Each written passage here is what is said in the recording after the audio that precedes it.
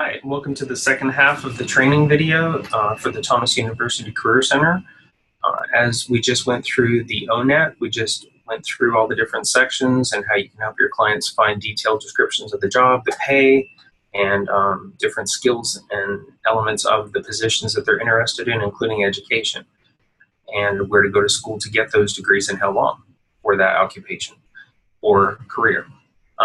Now what we're going to look at the Occupation Handbook, Outlook Handbook, and what it is a more detailed statistical guide that complements the ONet, but it gives other information that the ONet does not provide. It's also very printer friendly, unlike the ONet where you have to copy and paste a lot of stuff, and I recommend that as you go through the ONet, if the client's interested in, like, for example, the example we had was nursing, I want you to copy and paste everything on that page, put it in a Word document, send it to the email, or print it out.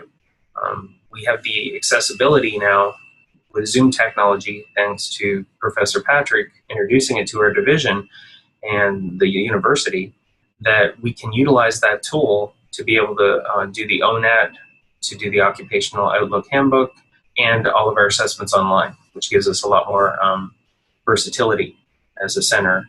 And I encourage you to do that for your face-to-face time. If you have a relative that's interested or a friend, you can also get face-to-face time with that as well.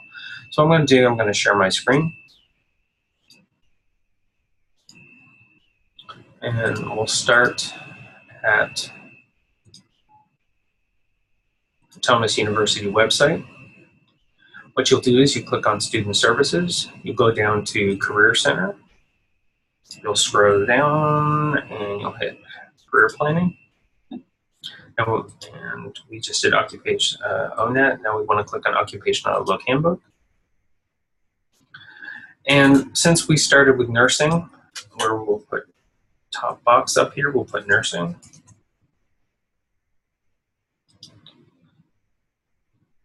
And it gives you different articles on those occupations. Well, in this case, the client was interested in a registered nurse, Occupational Outlook Handbook on nurses. And here you have a very printer-friendly version. It'll print every single page, and it goes into more detail, like I said. Like the job outlook, for example, from 2012 to 2022 is 19% and growing. It's growing faster on average. You can find that out from looking at this. Again, a lot of the same information on this first page, like work environment, what nurses do, pay. It talks about median pay, but it doesn't go into detail on this page. But it gives you some more information to help you narrow down that career search for your client or the student that you're working with. You'll click on the next page. At the top, there's little tabs. It's summary, what they do, work environment, how to become one, pay, job outlook, similar occupations, etc. Now, in this case, it's a summary of a lot of the stuff that you'll see on the ONet, and it's more specific. You can print off for them as well. Now, the work environment, this is interesting because in this case for nurses, for example, as the largest healthcare occupation, registered nurses held about like 2.7 million jobs in 2012. The industries that employed the most registered nurses in 2012 were as follows, and it lists hospitals, state, local, and private at 61%, nursing and residential care facilities at 7%, offices and physicians at 7%, home health care services at 6%, and government at 6%. Now, why is this important to your client or the student that you're working with? Well, maybe they don't realize that as a nurse you can do home health care services, and they realize, wow, there's a larger percentage also that go into state, local, and private, so maybe I need to look into the pay rate in that. Is there different training, different licensures that I need for that? Also, you know, what if they find out home health care is something they're interested in, or a traveling nurse? It can just expand that career counseling moment that you have with your client and maybe expand into another session that you can help them a little bit more. It also goes into detail about injuries and illnesses of that specific profession, and of course different work schedules. Like for nurses, it's usually covering 24-hour calls, and the shifts are a lot different. So next up, how to become one. It talks about the education that you need to become a nurse, the licensures and certifications and registrations, and important qualities and advancement. Now, of course, as we saw in the ONet, it went into more detail. This is more general, but it gives you an overview of the licensure, certification, and registration, which your client might be interested in. and you can have that printed off for them as well. Now we'll go into pay. It shows median wages, where registered nurses make 65, healthcare diagnostic nurses, practitioners make 73. It has a lot of comparison charting, whereas ONet has more specific to that one career. Here it actually will compare different fields. In May 2012, the median annual wages for registered nurses in the top 5 industries in which they worked were as follows: the government, 68%, hospitals, 67%, home healthcare services, 62%, nurse and residential care facilities, 58%, and office and physicians, 58%. And that's in thousands of dollars a year, so 68,000, 58,000. And what that shows is it allows them to see, oh, well, there's different areas that I can go into. Government positions, let me research the difference between government positions or hospital, or maybe offices as physicians. You could also help them target that down. They may want to be a nurse, but they don't want to leave their local area, or they have obligations or barriers that they can't. So then you can research the local market, find out what is available, what kind of jobs are available in the area. You might find 6 or 7 jobs for office physician positions, and they're like, okay, this is a good career choice for me. So maybe I'll go to school, I'll do that, and I'll be able to stay in my community with my family. It makes them look at different options that help narrow down those choices for them. And that's what career counseling is. Let's go back. Job Outlook. It goes into more detail about the job outlook that's available. Employment of registered nurses projected to grow 19%, and healthcare and diagnostic, it's 20%. Total occupations, 11% overall. It gives some understanding of how the career works in relationship to obligations with the employer. Like in this case, the financial pressure in hospitals to discharge patients as soon as possible may result in more people admitted into long-term care facilities, outpatient care centers, and greater need for home health care. Job growth is expected in facilities that provide long-term rehabilitation for stroke and head injury patients, as well as facilities that treat people with Alzheimer's disease. That information right there is so valuable, because what if I automatically see the word Alzheimer's disease and they're like, that's what I want to do.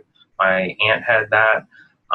That's a total interest of mine. And since there's a lot of financial pressure, and I didn't know that hospitals discharge patients quicker, that's why the home health and rehabilitation is growing, and that's something that I might want to work with my client with to see if that's an area that they're interested in. Maybe there's an educational specialization with nursing that can also give them that specific thing that they're looking for with their goals as well.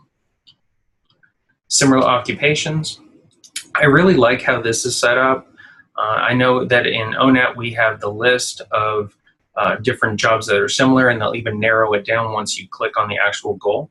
But I like how this does a chart format of, for example, similar goals to nursing is dental hygienists, EMTs, licensed practical, licensed vocational nurses, physician's assistants. It tells you the education that you're going to need, associates, post-secondary, masters, and the pay scale as well. So, and like I mentioned in the other video, for example, let's say you want to be in the healthcare profession, your aunt was a nurse, you want to be a nurse, but then you realize I don't do well around blood, or I don't know if I want to do the all-night shifts and whatnot. So then you look at the similar occupations and you realize, wow, dental hygienists make $70,000 a year. That's higher than average on what nurses make. They work during the day, they work part-time in different shifts, might be an option. That way I can be with my family, it works better with my family, and the training time is a lot less, or it's equivalent, and you can compare those things with them. And basically what both the ONet and the Occupational Outlook Handbook they are tools to generate open-ended questions and conversations about career choices. And you want to really focus on that as a career counselor. Get your client talking. Try to really understand what they're looking for. Sometimes you don't fully understand until you start looking at these sites and they start showing interest in things. And then you can pull that list of assessments and go, hey, you seem to be interested in dental hygiene. Hygiene. You said nursing, but if you look at your assessment list, it does list dental hygiene. Really? That's interesting. And then they follow through with it, maybe. So, and those, and there's more information. You can contact the American Society of Registered Nurses. I really like the contact list that they have because it allows you to do some homework with your client and say, if you're really interested in this, either you do it or you work with them to contact the American Society of Registered Nurses, the National League for Nursing, state boards on nursing. And again, it links back to the ONet for registered nurses. Click on that. And then it links to the ONet. And it brings you back full circle again where you utilize the ONet for more information. So it's both the websites that we utilize flow together. They are both requirements of knowledge for our vocational rehabilitation program and our rehab studies program. Both internship placement and practicum at the Career Center are essential tools that can help you with your clients in the future, because in the classroom you don't get this much one-on-one with working with the assessments and tools that you'll need for your degree. So if you're interested in learning any more, I encourage you to dig deeper, play with the ONet, play with the Occupation Handbook, and learn as much as you can, because once you're at a school, you'll be utilizing this as a tool. And it's a learning outcome for our core requirements as well for our programs, both undergraduate and graduate. So thank you for listening. I hope this has helped a lot, and I hope it's been interesting.